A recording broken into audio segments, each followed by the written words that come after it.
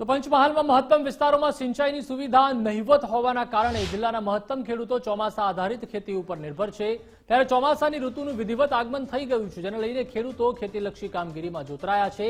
સાથે જ પંચમહાલ જિલ્લાના મહત્તમ ખેડૂતો ચોમાસાની ખેતી ઉપર જ નિર્ભર છે। જિલ્લાના કેટલાય વિસ્તારમાં સિંચાઈ સુવિધા નહીં હોવાથી ખેડૂતો ચોમાસાની ખેતીની આવક ઉપર પૂરતું ધ્યાન આપે છે, પરંતુ પાછલા 5 વર્ષથી મોસમના બદલાતા મિજાજ વચ્ચે ખેડૂતોની હાલત પણ કફોડી બની છે।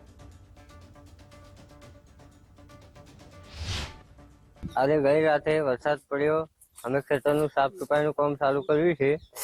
આ વખતે સારો વરસાદ થાય એવી અમારી પ્રાર્થના છે ભગવાનને। દર વર્ષે ખેતી કરીએ પણ ખેતીમાં નુકસાન થાય છે। આ વખતે વરસાદ સારો થાય અને ખેતીનો પાક સારો મળે એવી અમારી આશા છે।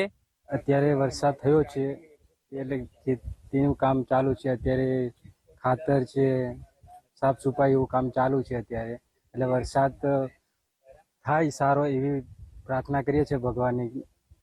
ગુજરાત રાજ્યના અનેક વિસ્તારોમાં ચોમાસા ઋતુની ધમાકેદાર એન્ટ્રી થઈ છે, ત્યારે પંચમહાલ જિલ્લાની વાત કરવામાં આવે તો પંચમહાલ જિલ્લાના કેટલાક વિસ્તારમાં મોડી રાત્રિના સમયે વરસાદનું આગમન થયો છે। ત્યારે હાલ પંચમહાલ જિલ્લાના ગોધરા તાલુકાના આંગળિયા ગામમાં વરસાદના શરૂઆતીના સમયમાં જ જે અહીંના જે ખેડૂતો છે તે ખેડૂતો ખેતીના કામોમાં જોતરાયા છે। હાલ આપણે સીધા દ્રશ્યો બતાવવાના પ્રયત્ન કરીશ કે ચોમાસા ઋતુના અગાઉ જ અહીંના જે ખેડૂતો છે તે ખેતરની સાફ સફાઈ કરતા હોય છે, ખેતરની વાડી આવેલી હોય છે, જે શેડા આવેલા હોય છે તેની સાફ સફાઈ કરતા હોય છે।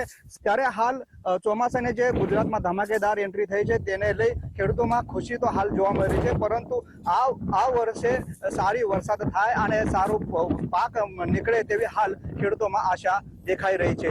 Namdev Patil, Gujarat first news, Godhra, Panchmahal.